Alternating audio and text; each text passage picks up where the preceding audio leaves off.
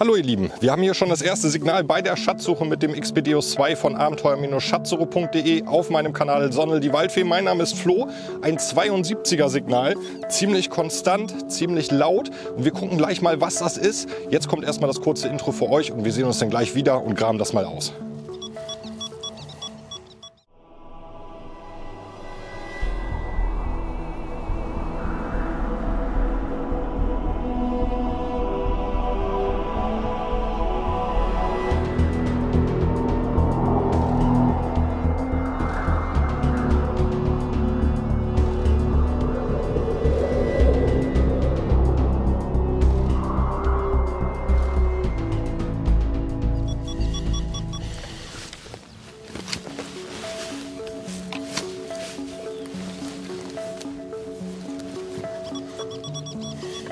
Wir haben es draußen.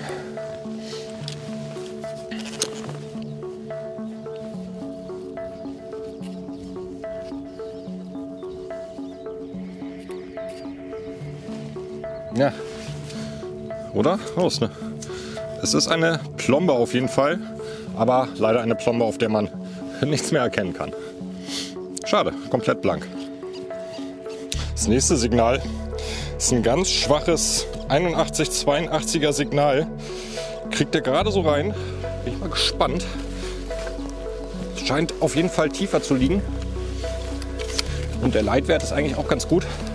Es könnte vielleicht eine Münze sein. Ist noch drin.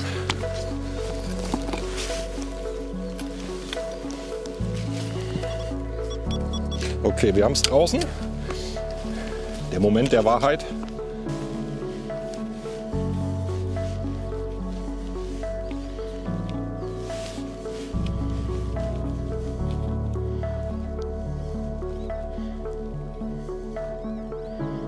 Oh nee. Ja. So ein kleines Fragment, so tief. Aber keine Ahnung, von was es ist. Ja, keine Ahnung. 74er Signal.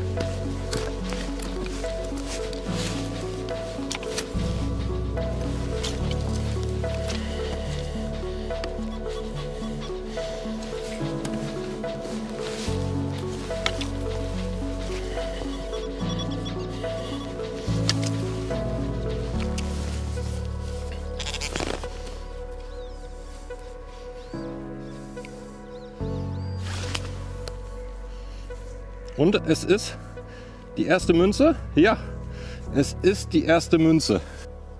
Ja, da haben wir die erste Münze. Leider kann man so jetzt hier auf dem Feld gar nichts erkennen, denn sie hat eine Kruste drauf. Da können wir natürlich jetzt hier auf dem Feld auch nichts machen, sondern da gucke ich dann zu Hause. Aber ich glaube, die könnte noch was werden. Und wenn sie was wird, dann schauen wir sie uns gleich auf jeden Fall mal im Studio an. Ich bin gespannt, was es ist. Da haben wir den ersten Münzfund des Tages und wie ihr gerade schon gesehen habt, konnte man da auf dem Feld überhaupt nicht mehr erkennen, um was für eine Münze es sich handelt.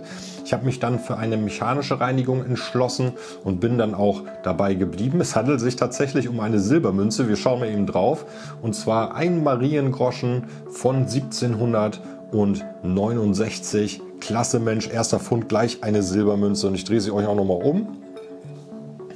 Da sehen wir noch den Regenten. Ich meine, da müsste ein C und ein R stehen. Das wird wahrscheinlich Carolus Rex sein, den wir auch schon aus anderen Folgen kennen. Meistens auf Pfennig-Scheidemünzen immer Carolus Rex drauf. Und wir machen weiter im Text. Bleibt auf jeden Fall dran, denn es gab in dieser Folge mindestens 2 Momente, wo ich fast einen Herzinfarkt erlitten habe. Also da gucken wir jetzt weiter. Und was kommt als nächstes? Oh, da kommt auch nochmal wieder eine spannende Münze. Ein 79er Signal.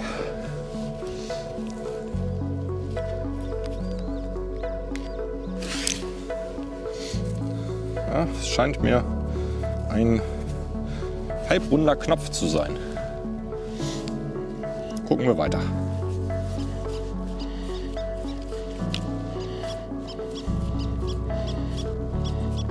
Ganz feines 85er.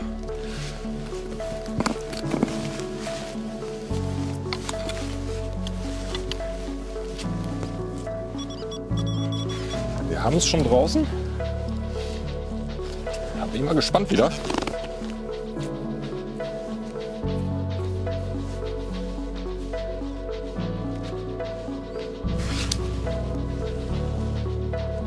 Na, es ist diesmal ein Stück elendes Blei. Oh, schönes 85er Signal hier zwischen dem Kraut.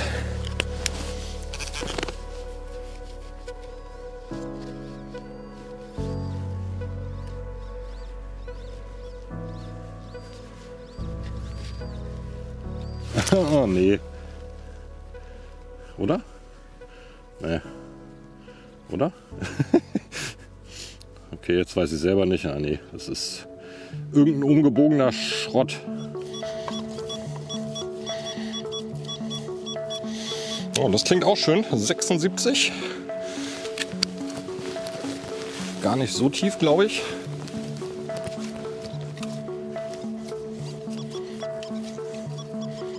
Ja, hier vorne ein bisschen mehr an der Ecke.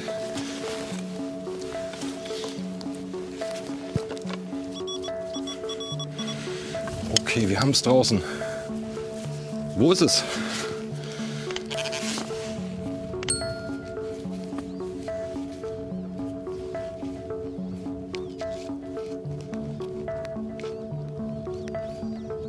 Hä? Och nö. Och nö. Ah, Aluminiumkack. Das war's, glaube ich, auch. Ha, das war's nicht. Always recheck your holes. Sage ich nur. Immer die Löcher nochmal nachkontrollieren. Es liegt tatsächlich tiefer. Oder ist der Rest der Dose? Okay, jetzt haben wir was draußen hier auf der anderen Seite.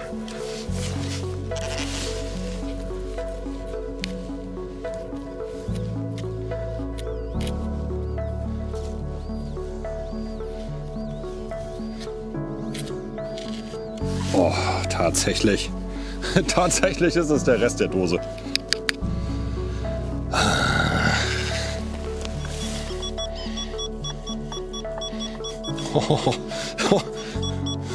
Ganz oberflächlich.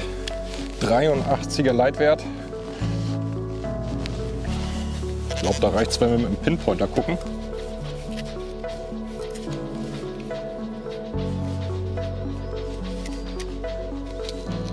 Aber es klingt schon wieder größer für mich, irgendwie eher wie so ein Stück Blei. Großes tatsächlich. Aber wir gucken trotzdem mal nach.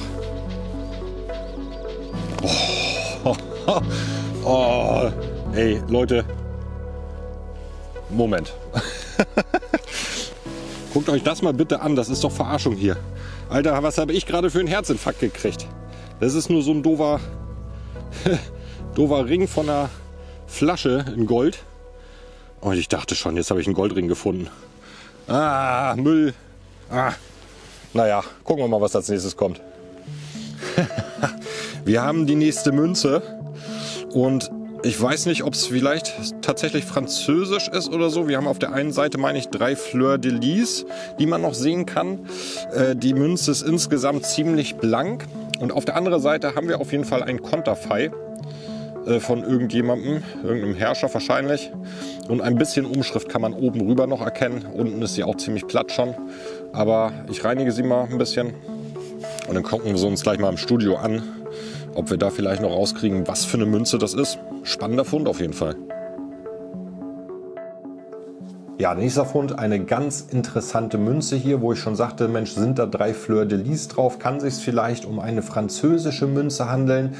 Mit der Vermutung hatte ich tatsächlich recht. Wir schauen mal erstmal kurz auf die eine Seite drauf. Da seht ihr unten die 3 Fleur de Lis. Und wenn das Licht richtig auf die Münze fällt, kann man auch noch 3 Buchstaben erkennen, nämlich N, C und E. Es handelt sich bei dieser Münze um ein Liard de France. Übersetzt wäre das im Endeffekt ein Heller, wenn man so will. Und dann drehe ich euch die Münze noch mal kurz um. Da erkennen wir ein klein bisschen mehr, nämlich noch so ganz leicht einen Herrscherkopf und dann auch ein bisschen Umschrift. Und anhand dieser Umschrift konnte ich tatsächlich die Münze bestimmen. Da oben steht nämlich Roy D F R E T D N A. Es handelt sich hier um ein Liar oder ein Heller von Ludwig XIV. Und ich glaube aus dem Jahr 1657 geprägt wurde diese Münze von 1643 bis, jetzt muss ich mal gerade gucken, 1715. Ein ganz, ganz interessanter Fund. Eine Kupfermünze. Schade, dass sie schon relativ blank ist, aber wir konnten immerhin rauskriegen, um was es sich dabei handelt. Und dann machen wir weiter. Oh, da gab es wieder einen schönen Fund.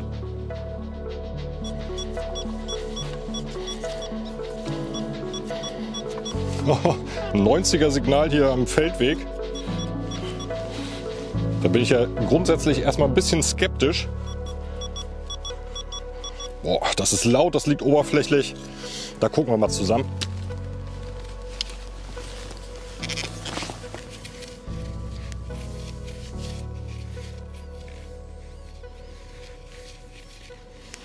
Also das Gute ist, es ist auf jeden Fall schon mal nicht so groß.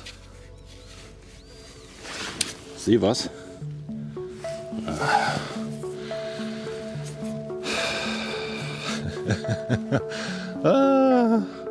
Eine Rindermarke, glaube ich. Nummer 49. Vielleicht sollte ich heute Lotto spielen. Oh, oh, oh, oh. Es ist eine Münze.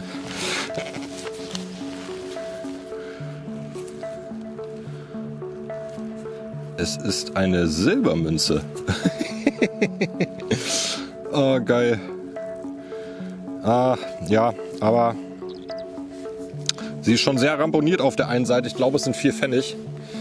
Gucken wir uns auch gleich mal im Studio an. Silber, geil. Geil, hier geht noch was. Ja, da haben wir die nächste Silbermünze, wie ich gerade auf dem Feld schon sagte, ein 4-Pfennig-Stück. Leider ziemlich abgegriffen, deshalb habe ich sie auch nicht durchgereinigt, weil ich glaube, dann hätte man gar nichts mehr drauf erkannt. Sind auch schon so 2 Stellen auf der Vorderseite. Wir gucken mal eben drauf.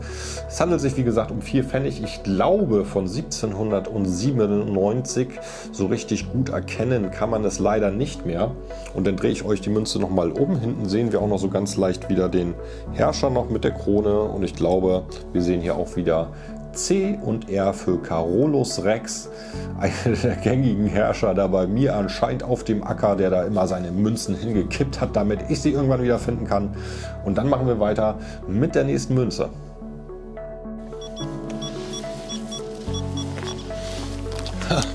Ganz oberflächliches 85er.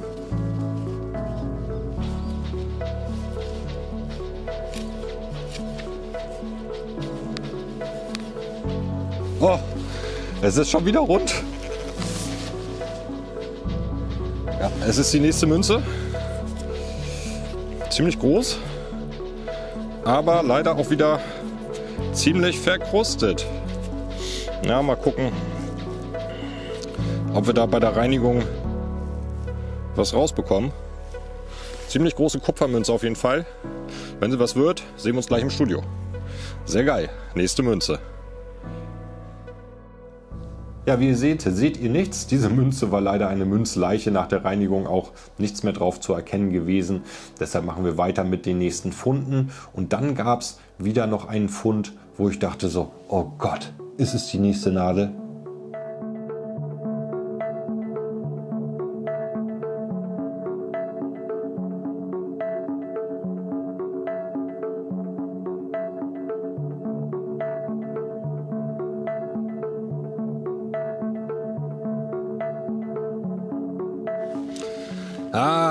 Wir haben das nächste Fundstück. Ich weiß es nicht. Es sieht schon wieder so ein bisschen nadelartig aus, aber tatsächlich nicht so alt wie die anderen Funde, die ich gemacht habe.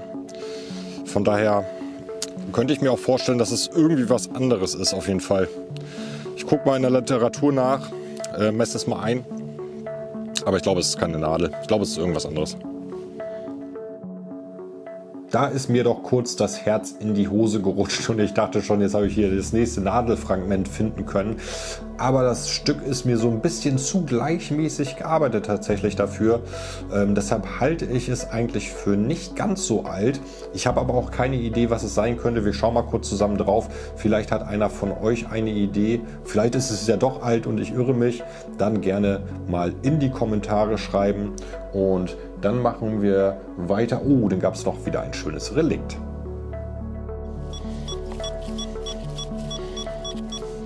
Das nächste oberflächliche 79er Signal.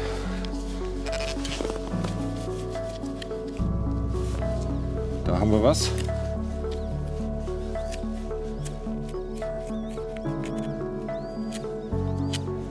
Ah, ich ahne fürchterliches. Ja, das ist der Griff von einem Löffel. Wir haben die nächste Münze, aber wir sparen uns, glaube ich, uns sie im Studio anzugucken. Wir gucken mal jetzt schnell hier auf dem Feld drauf.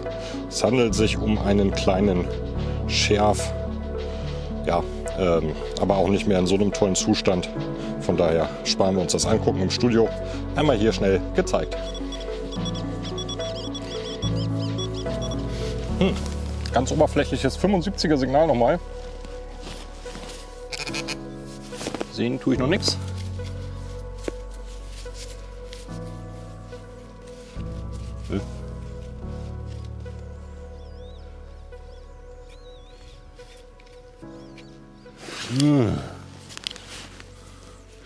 Schon wieder Aluminium-Gedöns. Der nächste echt coole Fund seit Ewigkeiten. Eine richtig schöne kleine Schnalle. Der Mittelsteg ist zwar nicht mehr erhalten, aber trotzdem ein schönes Stück. Ich denke mal eine Schuhschnalle. Ja, sehr schön. Ich glaube, die kann man auch noch wieder schön fertig machen. Tolles Stück. Wunderbar. Ja, sowas finde ich immer super gerne. So kleine Schuhschnallen oder generell Schnallen finde ich immer super schön. Sind meistens auch noch gut erhalten. Hier haben wir eine kleine Schuhschnalle. Ist zwar nicht sonderlich alt von der Datierung. Ich würde mal vermuten Ende 17., vielleicht 18. Jahrhundert. Wir schauen mal eben drauf. Und auf der von euch aus gesehen rechten Seite erkennt man auch noch so gut so eine Einkerbung, wo ursprünglich mal der Dorn dieser Schnalle halt auf der Schnalle auflag. Ist so ein bisschen abgeschrubbelt an der Stelle. Auch nochmal ganz interessant, ganz spannend, was man so aus dem Fund dann da auch nochmal rauslesen kann. Und dann machen wir weiter. Dann, Leute, dann hatte ich wirklich einen Herzinfarkt.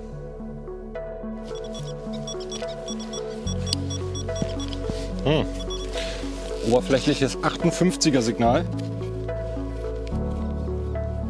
Hier haben wir was. Was ist das? Alter. Nee. Was? Was ist denn das? Oh. Nein. Es ist Schmuck. Es ist tatsächlich Schmuck. Aber hinten ist ein Name eingraviert. Otto. Aber ich glaube, ja, ist das Edelmetall? Ja, also Wahnsinn. Da haben wir das gute Schmuckstück und ich dachte ganz ehrlich zuerst auf der Fläche, jetzt habe ich da irgendwie eine messingfarbene Mutter gefunden und sah dann aber diesen Stein in der Mitte und denke so, oh nein, das kann nicht sein. Ja, wir gucken mal kurz auf das Stück drauf. Wir sehen in der Mitte diesen Stein, aber es ist halt kein richtiger Stein, sondern da ist irgendwas eingelegt und dann hat das einfach nur so wie so ein Glasdeckel bekommen. Das Glas ist auch schon ziemlich verschrammt. Das wird wahrscheinlich ursprünglich mal ausgesehen haben wie so, ja, wie ein Opal so in der Art. Und links und rechts sehen wir zwei kleine Pins. Ich glaube ja, dass das ein Fragment von einem Armband ist. Und dann drehe ich euch das auch nochmal um. Hinten haben wir ja gerade auf der Fläche schon gesehen, dieses Stück wurde wahrscheinlich mal von einem Otto verschenkt an seine Freundin, Frau, Verlobte, man weiß es nicht. Und um was für ein Material es sich dabei handelt, ich weiß es tatsächlich nicht. Ist es Gold? Ist es vergoldet? Ich kann es leider nicht sagen. Ich kann es wirklich leider nicht sagen. Ich gehe mal davon aus, dass es eher vergoldet ist und kein echtes durchgehendes Gold sein wird. Nichtsdestotrotz ein wahnsinns aufregender, schöner Fund, finde ich. Und vielleicht finden wir in Zukunft ja auch noch die restlichen Teile des Armbands. Das wäre natürlich richtig spannend. Und dann habe ich noch, wieder ein komisches Fundobjekt für euch.